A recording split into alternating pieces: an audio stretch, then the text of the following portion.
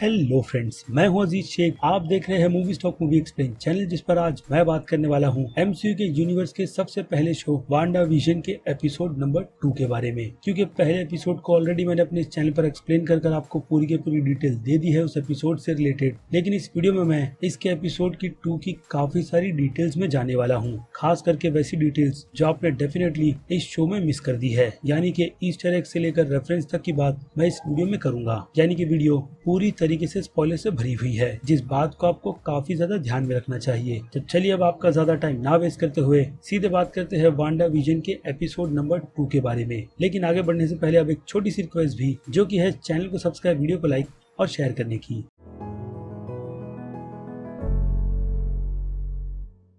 So friends, तो बात करते हैं इसके दूसरे एपिसोड्स की कहानी के बारे में, जिसकी शुरुआत होती है वांडा और विजन के बेडरूम से, जहां हम देखते हैं कि वांडा विजन दोनों ही सेपरेट बेड पर सो रहे हैं। अब ये रेफरेंस ऑब्वियसली हमें 60s के शोज का देता है, जिस टाइम पीरियड में शोज पर कपल्स को एक साथ एक ही बेड पर सोना अलाउड नहीं था। खैर, तो घर के बाहर आ रही जोर जोर से किसी आवाज से वांडा की आंख खुल जाती है, जिसके बाद वो अपनी पावर्स की मदद से लाइट को स्विच ऑन और ऑफ करती रहती है, ताकि वो ये चेक कर सके कि विंडो के बाहर क्या चल रहा है। जिसके बाद विजन उठता है और उसे कहता है कि वो अपने हाथों से लाइट को ऑन कर उस साउंड को सुनने की कोशिश करेगा, जो फिलहाल तो उसे सुनाई नहीं दे रहा। जिसके बाद विजन के ऐसे कहते ही उसे भी जोर की आवाज बाहर से सुनाई देती है, जिसके बाद विजन डरकर बेड पर आकर लेट जाता है। और बाद में हमें पता चलता है कि वो साउंड उन्हीं के आंगन में लगे हुए गार्डन के पेड़ से आ रही है, जो विंड के चलते उस विंडो से टकरा रही है। जिसके बाद वांडा उन दोनों सेपरेट बेड को एक कर देती है और फिर शुरू होता है शो का टाइटल, जो मैंने आपको इसके पहले एपिसोड में बताया कि बेथ वेज से काफी ज्यादा मिलता जुलता है। जिसके बाद हम उसी एनिमेटेड इंट्रो में विजन को दिन की प्रिपरेशन करते हुए देखते हैं, जैसे कि विजन को नहाने की जरूरत नहीं पड़ती और ना ही क्लॉथ से कपड़े निकालकर पहनने की।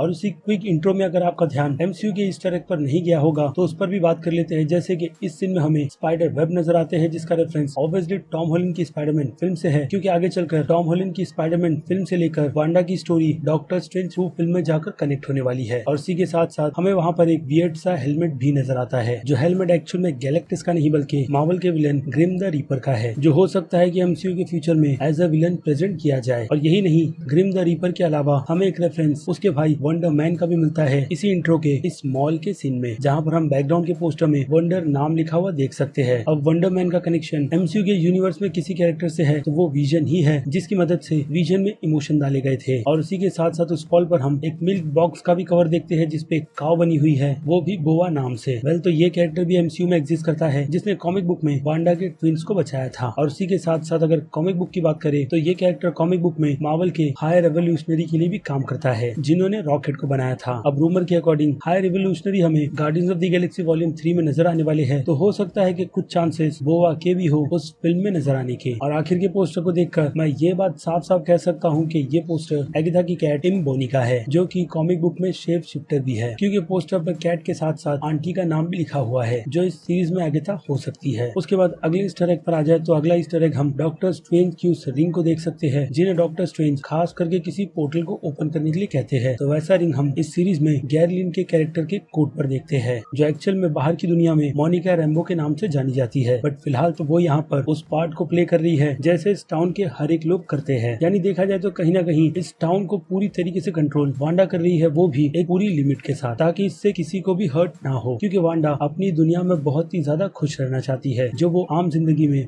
विजन के साथ नहीं रह पाई। और वांडा नहीं चाहती कि उसे और विजन को इस दुनिया से बाहर निकाला जाए, जिसकी बार बार इस एपिसोड में कोशिश की जाती है। और ऑब्वियसली इस डिटेल पर मैं आगे बात करने वाला हूँ। खैर, तो आ जाए अगले ईस्टर एग पर, तो इस मैजिक बॉक्स को देखकर मुझे विजन के सर पर लगा हुआ माइंड स्टोन याद आता है, और इस हेलीकॉप्टर के कलर को देखकर आयरन मैन का पूरा आर्मर, जिस पर फिलहाल तो स्वॉर्ड का लोगो बना हुआ है। तो शायद हो सकता है कि इसी हेलीकॉप्टर में बैठकर मोनिका वांडा की इस दुनिया में आ गई होगी, जो फिलहाल तो अब पूरी तरीके से इस दुनिया में ट्रैप है। और अब बात करें स्वॉर्ड की, तो स्वॉर्ड के नाम को एमसीयू के यूनिवर्स में पूरी तरीके से चेंज कर दिया गया है, जिसके रीजन को भी मैं आपको एक्सप्लेन कर देता हूँ। वेल, स्वॉर्ड के असली कॉमिक बुक नाम की बात करें तो वो पूरा नाम sanitarian world observance and response department है, जिनका मकसद है स्पेस में हो रही एक्टिविटीज पर काफी ज्यादा ध्यान रखना, ठीक शील्ड की तरह, जो पूरी तरीके से ऑपरेट अर्थ के ग्राउंड पर रहकर करती है, कि अर्थ की ग्राउंड एक्टिविटीज क्या है और सुपर हीरोज अपने काम को किस तरीके से अंजाम दे रहे हैं। और स्वॉर्ड वहीं पर स्पेस में रहकर इन्हीं सभी चीजों पर ध्यान देती है। और अब एमसीयू के नाम की बात करें तो अब ये नाम sentience weapon observation response division है। यानी देखा जाए तो यहाँ पर सबसे बड़ा मेजर चेंज वर्ल्ड की जगह वेपन में किया गया है। यानी कि स्वॉर्ड सारे के सारे सुपर हीरोज को एज अ वेपन ही देखती है, जिनकी पावर्स दुनिया के लिए तो खतरा है ही, लेकिन फिलहाल तो उनका पूरा फोकस इस सीरीज में वांडा के कैरेक्टर पर है, जो अगेन बिना किसी को तकलीफ दिए अपनी इस दुनिया में खुश रहना चाहती है। तो अब इन ईस्टर एग्स को साइड में रखकर पूरी तरीके से फोकस अब कहानी की स्टोरी पर करते हैं, क्योंकि ऐसे रेफरेंस आपको इस एपिसोड में और भी काफी सारे देखने मिलते हैं। खैर, तो इस एपिसोड का फोकस है वांडा विजन की प्रिपरेशन इस टाउन के लिए टैलेंट शो में हिस्सा लेने का, जो खास करके इस टाउन के बच्चों के लिए रखा गया है, जिनका रेफरेंस हम इस शो में कई बार सुनते हैं फॉर द चिल्ड्रन नाम से। लेकिन अगर देखा जाए तो फिलहाल तो अभी दोनों ही एपिसोड्स में किसी भी बच्चों को नहीं दिखाया गया, क्यों तो उस पर भी मैं आगे बात करने वाला हूँ। तो आते हैं फिर से स्टोरी पर, जिसमें विजन की प्रिपरेशन काफी ज्यादा अच्छी चल रही है, क्योंकि विजन की असिस्टेंट इस शो में उसकी वाइफ वांडा ही है। जिसके बाद वो दोनों अपने इस मैजिकल शो की प्रिपरेशन के बाद अपने अपने काम पर लग जाते हैं, जिसमें विजन चले जाता है इस टाउन की सिक्योरिटी की मीटिंग में और वांडा हमेशा की तरह घर के कामों में बिजी हो जाती है, जिसे करते वक्त उसे फिर से आवाजें सुनाई देती है, जिसे चेक करने के लिए वो घर से बाहर जाती है, जहाँ जाते के साथ में ही उसे एक हेलीकॉप्टर नजर आता है जो पूरी तरीके से कलरफुल है, जिसके बारे में मैंने आपको ऑलरेडी एक्सप्लेन कर दिया है। और छोटी सी डिटेल के लिए मैं आपको बताता हूँ कि ऐसे ही हेलीकॉप्टर को हमने वांडा विजन के टीजर में भी देखा है। खैर, तो उसके बाद वांडा के ध्यान उस रियलिटी से निकलकर फिर से अपनी दुनिया में आता है, वो भी तब जब एग्नेस उससे आके बातें करना शुरू कर देती है, वो भी ये कहकर कि वो इस शो की स्टार है, जो कि एक्चुअल में वांडा ही है। ऐसे तो उससे मैं आपको एक्सप्लेन कर देता हूँ, जैसे कि सीरीज का पूरा सेंटर फोकस वांडा पर है और वांडा ही अपने इस बबल वर्ल्ड को पूरी तरीके से कंट्रोल करती है। यानी देखा जाए तो एग्नेस को ये बात काफी अच्छी तरीके से पता है कि स्टोरी का सेंटर वांडा पर ही शुरू और उसी पर खत्म होता है, इसलिए शायद वो बार बार वांडा से आकर बात करती है, या फिर ऐसा भी हो सकता है कि एग्नेस कहीं ना कहीं वांडा को इसी दुनिया में रखना चाहती है, क्योंकि जब भी हम एग्नेस के कैरेक्टर को देखते हैं तो वो ऐसी ही सिचुएशन में आती है जहाँ वांडा रियलिटी से कनेक्ट करने वाली होती है। वेल, अब ऐसा लगता है कि एग्नेस ही वो कैरेक्टर है जिसने कहीं ना कहीं वांडा को अपनी इस नई दुनिया को बनाने के लिए कहा है, जिसमें वो विजन और अपनी फैमिली के साथ खुश रहे, क्योंकि कई बार एग्नेस ने इन दोनों ही एपिसोड्स में वांडा के बच्चों का भी जिक्र किया है कि उनकी शादी को इतने टाइम हो जाने के बाद भी उनकी अब तक कोई भी औलाद क्यों नहीं है, जो कि अगेन इस शो का फोकस भी है। यानी देखा जाए तो इन दो ही एपिसोड्स में हमें अब तक दो विलेंस की डिटेल मिल चुकी है, जो फिलहाल तो स्टोरी को देखकर ऐसा लग रहा है एक ईस्टर एग के तौर पर, जिसकी अभी मैंने आपको डिटेल दी, और दूसरी एग्नेस तो है ही, यानी कि एगाथा हार्नेस, जिसकी कॉमिक बुक में भी स्टोरी बच्चों से ही रिलेटेड है, खास करके बच्चों की केयर करना। खैर, तो अब एग्नेस ने यहाँ पर वांडा की फिर से मदद की है उनके मैजिकल शो के लिए रैबिट को लाकर। उसके बाद हम देखते हैं जैसे ही वांडा उस रैबिट को घर के अंदर रखने के लिए जाती है तो वहाँ पर हमें पोस्टमैन भी दिखाया जाता है, जो जाते वक्त एग्नेस से बात करते हुए जाता है। यानी देखा जाए तो इस पोस्टमैन पर भी थोड़ा बहुत शक तो बनता ही है, क्योंकि पोस्टमैन का काम वांडा की इस दुनिया में सभी पर नजर रखने का है और उसे पता है कि इस टाउन में कौन कौन रहता है, और इसके अलावा एग्नेस का भी काम कुछ इसी तरीके का है वांडा पर नजर रखने का। तो पोस्टमैन की डिटेल तो मैं आपको इस वीडियो में थोड़ी देर बाद दूंगा, इसलिए फिर से आते हैं स्टोरी पर, जहाँ पर ये दोनों इस टाउन की सबसे पावरफुल वुमेन से मिलने जा रहे हैं, जिस कैरेक्टर का नाम है डोटाई, जो टाउन में हो रहे हर एक कामों पर नजर रखती है और यहाँ तक कि वही डिसाइड करती है कि इस टाउन में कौन रहना चाहिए और कौन नहीं। इसलिए वांडा को यहाँ पर ये प्रूव करना है डॉटी को कि वो एक अच्छी सिटीजन है जो उस टाउन में रहने के लायक है। लेकिन फिलहाल तो वांडा ने जो कपड़े पहने हैं एग्नेस के हिसाब से वो उतने भी ज्यादा ठीक है नहीं, लेकिन अभी उसके लिए काफी देर हो चुकी है, क्योंकि वो दोनों डॉटी के घर के बाहर खड़े हैं, जहाँ पर जाकर उन्हें एक छोटी सी पार्टी को अटेंड करना है। और फिर हम देखते हैं कि उस मीटिंग में डॉटी खुद को और इस टाउन की कुछ नॉन वुमेन्स को प्रेजेंट करवाती है, जिसके बाद वहाँ पर वांडा की मुलाकात मोनिका रेम्बो के कैरेक्टर से होती है, जो यहाँ पर क्यों है उसे नहीं पता, लेकिन उन दोनों की बातचीत डॉटी को बार बार इरिटेट करती है, खास करके उसकी स्पीच के वक्त, जिसके बाद वांडा और मोनिका अपने मुंह को बंद कर लेते हैं। और यहाँ पर भी इंटरेस्टिंग बातों में जो सबसे इम्पोर्टेंट पॉइंट है वो है डेविल का, जिसका रेफरेंस डॉटी के अलावा एग्नेस भी देती है, ये कहकर कि डेविल एक जगह पर नहीं रहता। वेल, तो हो सकता है कि ये रेफरेंस मेफिस्टो के कैरेक्टर का हो, जो शायद कहीं ना कहीं वांडा की इस दुनिया को कंट्रोल कर रहा होगा। जिससे अगर कुछ और थियरी की बात करें तो हो सकता है कि एग्नेस भी मेफिस्टो के बोलने पर ही काम कर रही है। और अगर दूसरी थियरी की बात करें तो डॉटी के कैरेक्टर को देखकर अंदाजा ये लगाया जा रहा है कि डॉटी शायद वांडा की इस दुनिया में रूप बदल कर रह रही है, जो कि मेफिस्टो हो सकती है या फिर वो पोस्टमैन भी। और फिर उसके बाद अगले सीन में हम देखते हैं कि डॉटी वांडा से बात करते वक्त यही कहती है कि वो और उसका हस्बैंड इस टाउन में किसी भी तकलीफ नहीं देना चाहिए, जिसके जवाब में वांडा भी यही कहती है कि वो लोग किसी के लिए मुसीबत नहीं है और न ही वो दोनों किसी को तकलीफ देंगे। तो इस बात की डिटेल मैंने इस वीडियो के स्टार्ट में ही आपको दे दी है। और फिर आते हैं उसी सीन पर जहाँ पर डॉटी की उस बात के बाद हमें रेडियो से एक आवाज सुनाई देती है, जो वांडा से यही पूछ रही है कि वांडा तुम्हारे साथ ये सब कुछ कौन कर रहा है। यानी देखा जाए तो उस रेडियो के जरिए से वांडा से कनेक्शन बनाने की कोशिश की जा रही है, जो बाद में उस रेडियो के ब्लास्ट होने के बाद टूट भी जाता है। लेकिन अगर आपने उस आवाज पर ध्यान नहीं दिया तो मैं आपको बता दूं कि ये आवाज जेमी वू के कैरेक्टर की है, जिनकी एक झलक हमने वांडा विजन के ट्रेलर में देखी है। खैर तो उस सीन में उस रेडियो के डिस्कनेक्ट हो जाने के बाद चीजें फिर से नॉर्मल हो जाती है, लेकिन उसके पहले डॉटी के हाथ में ही एक ग्लास टूट जाता है, जिसके बाद उसके हाथों से खून बहने लगता है, वो भी रेड कलर का। अब अगर लाल कलर को देखा जाए तो इसका रेफरेंस वांडा के कपड़े और उसके मैजिक पावर से हो सकता है, क्योंकि सभी चीजें वांडा से कनेक्टेड है। खैर तो इस सिचुएशन के खत्म हो जाने के बाद हमें फिर से इसके एपिसोड नंबर 2 में भी एक एड दिखाया जाता है, काफी वियर्ड सा। और इस बार ये एड किसी पोस्टर का नहीं बल्कि वॉच का है, जिस वॉच को एक शख्स तैयार होकर पहनता है और उस वॉच के रेफरेंस पर हम हाइड्रा के नाम के साथ साथ स्ट्रकर लिखा हुआ भी देखते हैं। अब स्ट्रकर की कैरेक्टर की बात करें तो स्ट्रकर हाइड्रा का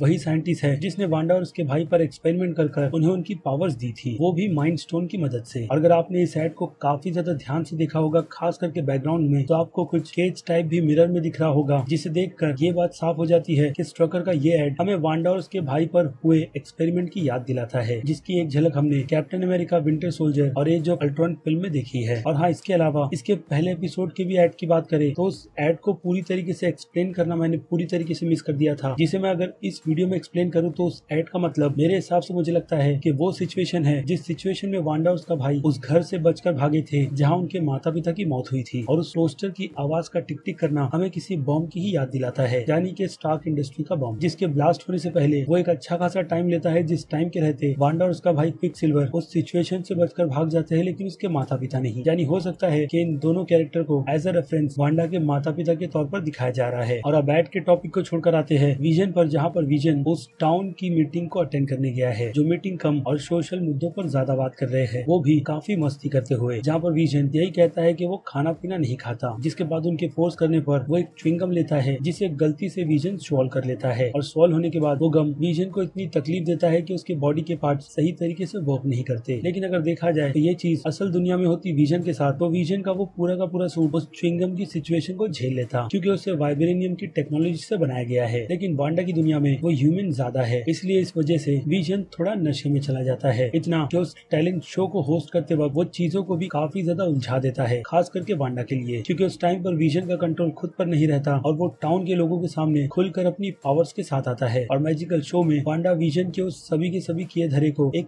इल्यूजन में बदल देती है, जैसे कि विजन के हवा में उड़ने को वांडा रस्सियों के साथ कंपेयर कर देती है, और जब विजन पियानो को उठाकर अपनी ताकत दिखाता है, वांडा उसे भी इल्यूशन बनाकर एक कार्डबोर्ड का पोस्टर बना देती है, जो चीज टाउन के एक पर्सन को काफी ज्यादा बुरी लगती है, क्योंकि वो पियानो उसकी ग्रैंड माँ का था। और फिर हम देखते हैं विजन को फिर से खुद का कंट्रोल खोते हुए, तब जब वो टाउन के एक शख्स के पास कार्ड गेम खेलने के लिए जाता है, जहाँ पर सही कार्ड ना मिलने पर विजन बार बार उसे काफी सारे कार्ड्स दिखाता है, और आखिर में उस शख्स को उसका कार्ड मिल जाता है, और विजन फिर अगली ट्रिक की तरफ बढ़ता है, जो कि हेड को खुद के अंदर से आर पार कर बाहर निकाल देना, जिसके लिए वांडा उसे मना भी करती है ताकि वो अपनी मैजिकल पावर उन लोगों के सामने ना दिखा पाए। लेकिन विजन यहाँ पर खुद के कंट्रोल में नहीं है, जिसके बाद वो इस मैजिक को कर सभी को हैरान कर देता है, और फिर से वांडा इल्यूजन का नाम लेकर यही कहती है कि सारे के सारे मैजिक्स की ट्रिक्स को लोगों के सामने रिवील नहीं किया जाता, जिसके बाद वो उन सभी को स्टेज पर रखे हुए मिरर्स दिखाती है कि विजन ने ये ट्रिक मिरर्स की मदद से की है, यानी कि वो ऑडियंस को काफी आसानी से बेवकूफ बना देती है, यानी कि जो वांडा चाहती है वो इन सभी ऑडियंस के साथ काफी आसानी से कर सकती है। खैर तो उसके बाद विजन की आखिरी ट्रिक में हम देखते हैं कि विजन उसी बड़े से मैजिक बॉक्स में अपनी वाइफ वांडा को डालकर सभी के सामने डिसअपीयर करने वाला है, लेकिन विजन का खुद पर कंट्रोल ना होने की वजह से विजन वांडा को अंदर डालना भूल जाता है, जिसके बाद ऑडियंस विजन और वांडा से यही पूछती है कि बॉक्स के अंदर क्या है,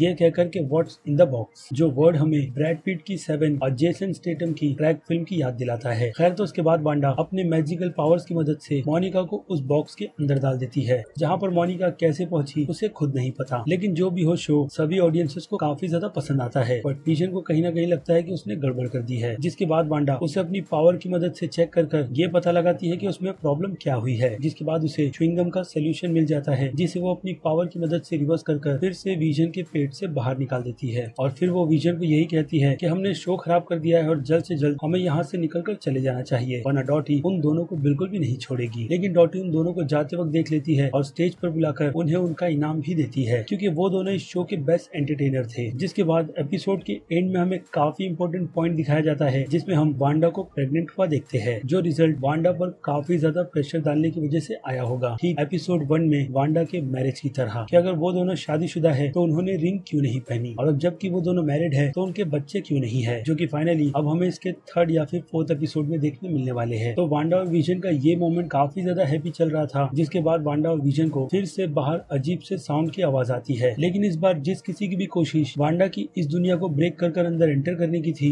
वो पूरी तरीके से पास हुई है और हम देखते हैं कि स्ट्रीट के गटर होल में से एक शख्स बाहर आता है, वो भी बी कीपर के कपड़े को पहने हुए, जिसके आसपास काफी सारी बीज भी उड़ रही है। और वो शख्स आते के साथ में ही वांडा पर अपनी नजर डालता है, लेकिन कुछ बुरा हो वांडा उससे पहले ही एक काफी पावरफुल डायलॉग बोलती है जो कि नहीं है। अब इसका रेफरेंस काफी लोगों को समझ नहीं आया होगा, लेकिन एज ए फैन अगर आप कॉमिक बुक की बात करें तो कॉमिक बुक में भी वांडा ने हाउस ऑफ एम की कॉमिक बुक में ऐसा ही एक शब्द बोलकर सारे के सारे म्यूटेंट्स की पावर को छीन लिया था और वो शब्द थे नो मोर म्यूटेंट्स के। और यहाँ पर भी वांडा नो कहकर यही कह रही है कि कोई भी उसकी हंसती खेलती जिंदगी को बर्बाद नहीं कर सकता, जिसके बाद वांडा इस पूरे के पूरे मोमेंट को ही रिवाइंड कर देती है मानो जैसे कि कुछ हुआ ही नहीं। और फिर से हम विजन और वांडा को उसी प्यारे से मोमेंट में देखते हैं, लेकिन इस बार शायद एरा पूरी तरीके से चेंज हो गया है, यानी शो 50s में से हटकर 60s में आ गया है, क्योंकि पूरे के पूरे सीन को पलक झपकते ही कलर में कर दिया जाता है। और अगर इसके भी रेफरेंस की बात करें तो ये रेफरेंस हमें बैथविच शो की याद दिलाता है, जिसकी शुरुआत टेलीविजन पर ब्लैक एंड व्हाइट के तौर पर हुई थी, लेकिन बाद में आगे के शोज को कलर कर दिया गया था। तो वांडा विजन की सीरीज के साथ भी कुछ वैसा ही हुआ है। और फिर एपिसोड एंड होते हुए हमें फिर से जिमी वू के कैरेक्टर की आवाज सुनाई देती है, जो वांडा से वही पूछ रहे हैं कि वांडा तुम्हारे साथ ये सब कुछ कौन कर रहा है। इसका सेकेंड एपिसोड भी खत्म हो जाता है काफी लंबे इंट्रो के साथ। लेकिन अब बात करें उस बी कीपर की, तो उसके सूट को देखकर ये बात तो साफ साफ पता चल जाती है कि वो सॉर्ट के लिए काम करता है। लेकिन अगर इसके रेफरेंस की बात करें तो कहा यही जा रहा है कि ये एक और विलन हो सकता है जो कॉमिक बुक में स्पाइडरमैन के यूनिवर्स से बिलोंग करता है। और इस कैरेक्टर का नाम फ्रेड्स वॉन मेयर है, जिसे मार्वल की कॉमिक बुक में इस नाम के अलावा स्वॉर्म नाम से भी बुलाया जाता है, जो नाम मेयर खुद पर एक्सपेरिमेंट करने के बाद रखता है। और हाँ, इसके अलावा उस बी कीपर के कपड़े पर भी नजर डाले तो उसे देखकर मुझे मोनिका रैम्बो के वांडा विजन के इस पोस्टर की याद आ गई, जिसे अगर आप काफी क्लोजली देखो तो मोनिका ने भी कुछ इसी तरीके के सूट को पहना था, जिसे पहनकर शायद वो वांडा की इस दुनिया में आई होगी। वेल, तो ये थी सारी की सारी डिटेल का कंप्लीट ब्रेकडाउन वांडा विजन की सीरीज के एपिसोड नंबर 2 को लेकर, जिसे लेकर अब आपकी क्या राय है डिटेलिंग में, उस बारे में मुझे कमेंट कर जरूर बताइएगा। क्या आपके हिसाब से एमसीयू की तरफ से शो की जो प्लानिंग की गई है वो सही चल भी रही है या नहीं। और हाँ, उसी के साथ साथ अगर आपको मेरी ये मेहनत जरा सी भी पसंद आई है तो मेरे इस वीडियो को तो लाइक करना बिल्कुल भी मत भूलिएगा, ताकि मुझे मोटिवेशन मिलती रहे इस टाइप के कंटेंट को अपने चैनल पर कंटिन्यू रखने की। तो चलिए अब खत्म करते हैं वीडियो को यहीं पर। मैं हूँ अजीज शेख और आप देख रहे थे movie stock movie explain channel, जिसे अगर आपने अभी तक सब्सक्राइब नहीं किया है तो सब्सक्राइब कर लीजिए और बगल में बने हुए इस बेल आइकन के साथ साथ नोटिफिकेशन को ऑल पर क्लिक कर दीजिएगा। इससे होगा ये कि मैं अपने चैनल पर जब भी कोई नई वीडियो अपलोड करूंगा आपको उसकी नोटिफिकेशन सबसे पहले मिलेगी। इसलिए चैनल को सब्सक्राइब, वीडियो को लाइक और शेयर करना तो बिल्कुल भी मत भूलिएगा। और अब मैं मिलता हूँ जल्दी आपसे दूसरी किसी वीडियो में किसी और फिल्म या फिर किसी और सीरीज के टॉपिक पर बात करते हुए। तब तक के लिए तो आप मेरे चैनल के बाकी दूसरे वीडियोस को एंजॉय कीजिए और टिल देन बाय।